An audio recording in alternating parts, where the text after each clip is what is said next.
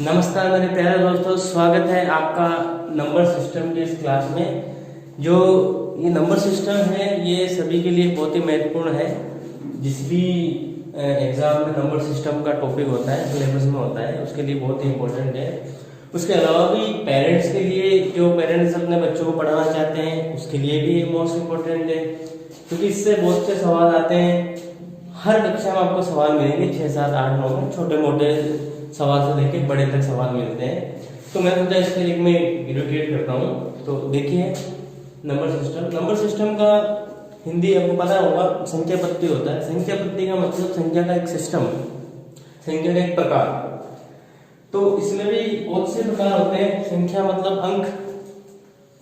अब अंक शुरुआत होती है अंकों का मान, अंकों का मान, अंकों का मान, अंकों का मान मतलब वैल्यू ऑफ डिजिट। अब जैसे मान लो आपके पास किसी ने ये दे दिया कि 4, 5, 6, 9, इसमें 5 का मान क्या है। अब मान दो प्रकार के होते हैं अंकों के, एक तो जातीय होता है, एक स्थानीय होता है। जैसे एक तो होता है जातीय, एक स्थानीय, स्थानीय मान मतलब face value and palace value, ये होता है। अब इसमें आपको पूछे कि 5 का जातीय मान क्या है। जातीय मान का मतलब होता है कि वही संख्या। अब ये 5 का स्थानीय जातीय मान 5 ही होता है, इसका फेस वैल्यू 5 ही होता है। 4 का 4 ही होता है, मतलब वही संख्या। 9 का 9 ही होगा। अब इसमें पूछ ले कि जाते तो ऐसे निकाल ले, अब पूछ ले कि भाई इसका स्थानीय मान। अब इसी में 4, 5, 6, 9 में इसको थोड़ा अच्छे से बता देता हूं आपको। हाँ,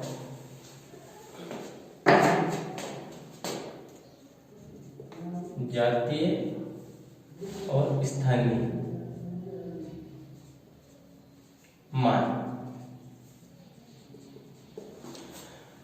कुछ भी डिजिट ले लेते हैं अपन। 4, 5, 6, 7, 5 का 5 ही है, 5 का जातीय मान 5 ही है, क्योंकि जातीय मान होता है, फेस वैल्यू वही होती है। 7 का 7 ही, 6 का 6 ही, ऐसे। अब इसी डिजिट को अपन इधर ले ले 4, 5, 6, 7, और इसमें पूछ ले आपको कि 6 का स्थानीय मान क्या है। क्वेश्चन आ जाए, बच्चे पूछ ले, या किसी भी प्रतियोगिता परीक्षा या वैसे भी कोई मैथमेटिक्स का पेपर हो जिसमें नंबर सिस्टम को आ जाए, पूछे कि 6 का स्थानीय मान क्या है, तो कुछ नहीं, बस 6 का 6।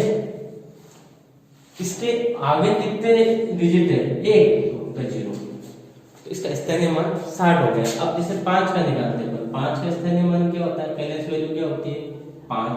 5 के बाद में कितने डिजिट है, 1, 2, 1, 2, 0, 2 जीरो लगा दिए तो 500 हो गया। 500 के बेस से ये संख्या बनी है। आगे की 4 को हटा दें तो 564, 500 के बेस से बनी है। तो कहने का मतलब ये बेस होता है इसका, स्थानीय मतलब पैलेस होता है इसका, इस स्थान से ये निकली। अब 4 का देखें, 1, 2, 3, 3 डिजिट है, 1, 2, 3, 3 जीरो, तो ये इसका निकल गया। अब ये तो जहां तक तो ठीक है। अब मान लो इसी में आपको कोई 1, 4, 5, 6, 4, 0 और 6 इतनी बड़ी कोई संख्या दे दी आपको, और पूछे कि 0 का स्थानीय मान क्या है। अब 0 का स्थानीय मान, ठीक है, वैसे 0 अपन लिख लिया, आगे एक डिजिट है, मतलब जिसका स्थानीय मान निकलता है उस संख्या के लेफ्ट हैंड में कितनी डिजिट है उतने 0 लगा दो। अब 2 0, अब इसको 2 0 होगा, 1 0 0 तो 0 होता है, तो 1 0 होता है।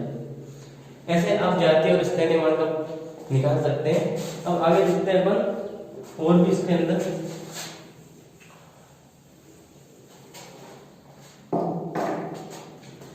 अब इसमें क्या होता है, ये तो अंकों की वैल्यू होगी। अब संख्या, डिजिट। अब संख्या क्या, शुरुआत में 2 प्रकार की होती है, जैसा कि मैंने इधर लिख रखा है, वास्तविक संख्या और अवास्तविक संख्या।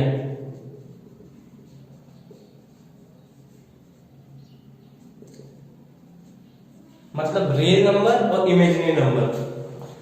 अब वास्तविक संख्या क्या होता है?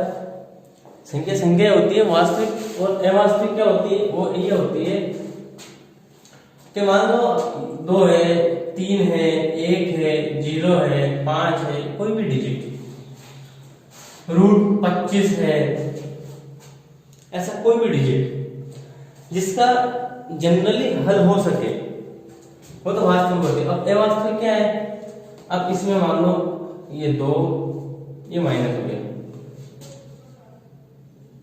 ये माइनस का 3 और ये रूट 7 माइनस का, ऐसी संख्या अवास्तविक होती है। क्यों? क्योंकि इसका हल तो निकलता है मगर लॉन्ग टर्म तक, बहुत दशमलव के बाद निकलता है और इसको अपन दर्शाने में भी मतलब थोड़ा डिफिकल्ट होता है। तो इसीलिए अब इसको जनरली तरीके में अपन रियल नंबर को दर्शा सकते हैं। जैसे 25 का मतलब 5 होता है 5 5 25, ऐसे। तो ये हो गई वास्तविक और अवास्तविक संख्याएं। अब आगे चलते हैं, इसमें भी और प्रकार निकलते हैं।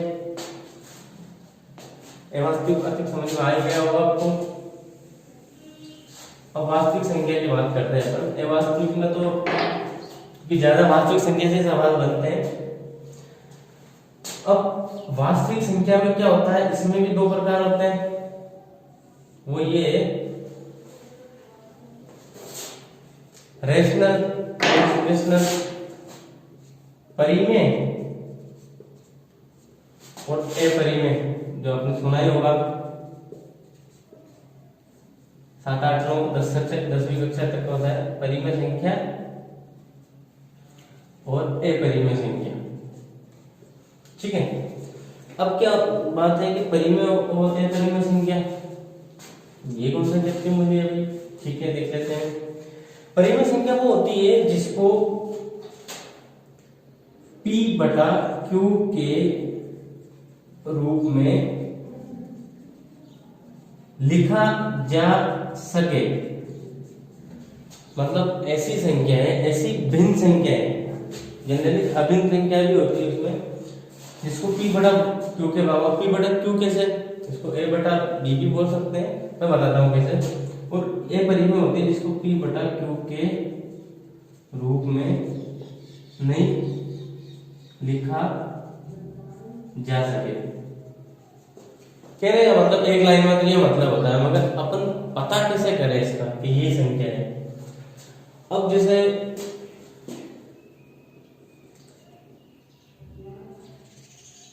मान लो 1/2 है, सॉरी 1/2 रूट 2 मतलब आप 1/2 रूट 2 भी ले लो, चलो रूट 3 भी ले लो, क्योंकि ये अपन को पता है वास्तविक संख्या तो है ही है, क्योंकि हल हो सकती है। 5/3 ले लो, ऐसी जितनी भी संख्या है 22/7 ले लो पाई, तो ये परिमेय संख्या है। मतलब पाई परिमेय संख्या भी है और अपरिमेय, वो कैसे देखते हैं फिर आगे। अपरिमेय का मतलब होता है इसको P बटा Q के रूप में नहीं लिख सकते। कैसे? अब माइनस में, क्योंकि ये तो आपने देखा ट्रिग्नोमेट्री में 1/√2 ये नहीं होता है, ऐसी चीजें। और पाई का मान होता है ना 3.14। अब ये निकलता है क्या आएगा इसका उत्तर? बहुत मतलब निकलता है नहीं, ये पॉइंट ऑफ दशमलव में जाता रहता है, इसीलिए ये एक परिमेय संख्या है ना। ठीक है। इसी प्रकार और भी अपन ले सकते हैं संख्या जो √5 ऐसे है ना। ठीक है, ये परिमेय और अपरिमेय होता है। अब आगे चलते हैं तो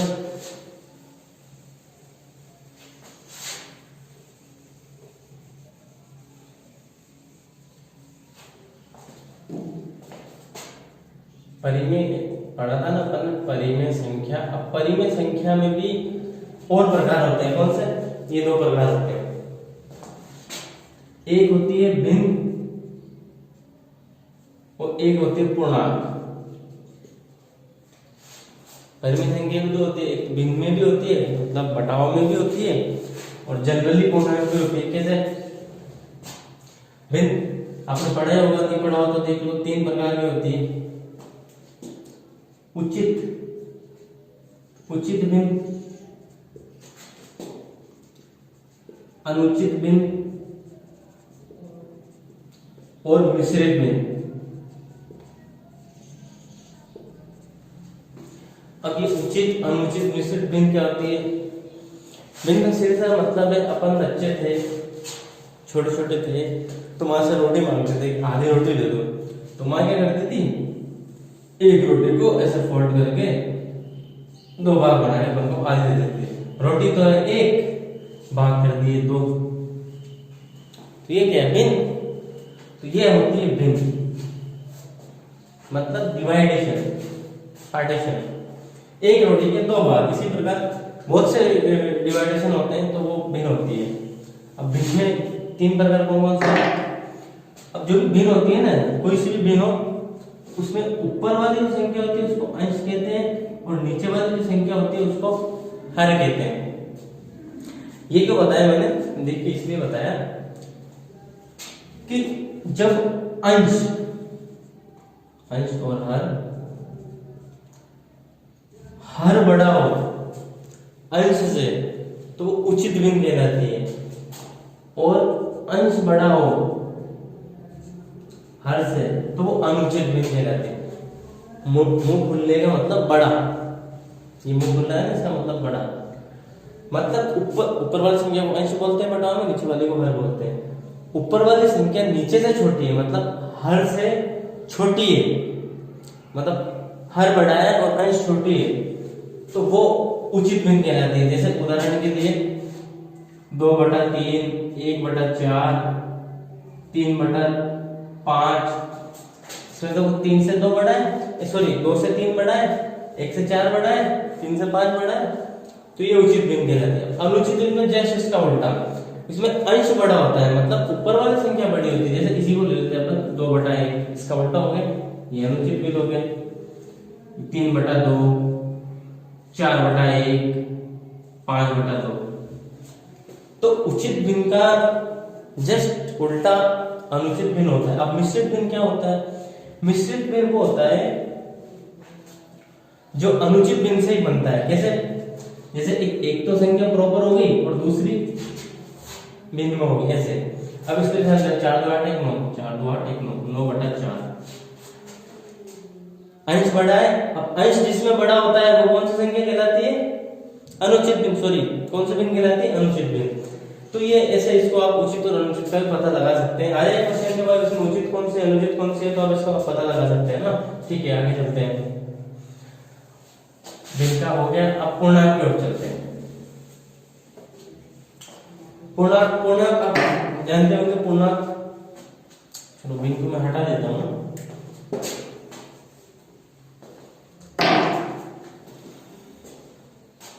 जीरो, 1 2 3 4 5 इंफिनिट, अनंत, अनंत तक। चलो ठीक है ना। इधर फिर माइनस का आता है, -2, -3, -4, ये भी इंफिनिट तक। अब इसमें क्या होता है, ये जो संख्याएं होती है माइनस वाली, ऋणात्मक, इसको कहते हैं ऋणात्मक संख्या। और ये जो शून्य होता है, ये होता है उदासीन, न्यूट्रल, ये होता है उदासीन। और ये होती है धनात्मक, मतलब धन होता है, इसमें धनात्मक प्लस होता है। अब क्या होता है, जब ये संख्याएं मिल जाती है, उदासीन 0 जब धनात्मक संख्या के साथ मिल जाता है तो ये पूर्ण संख्या बनती है। पूछ लेना पूर्ण संख्या क्या होती है? 0 के साथ जब धनात्मक संख्या आ जाती है तो वो पूर्ण संख्या कहलाती है।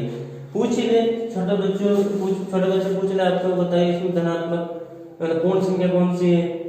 आपको पता ही नहीं, 0 पूर्ण संख्या कैसे है?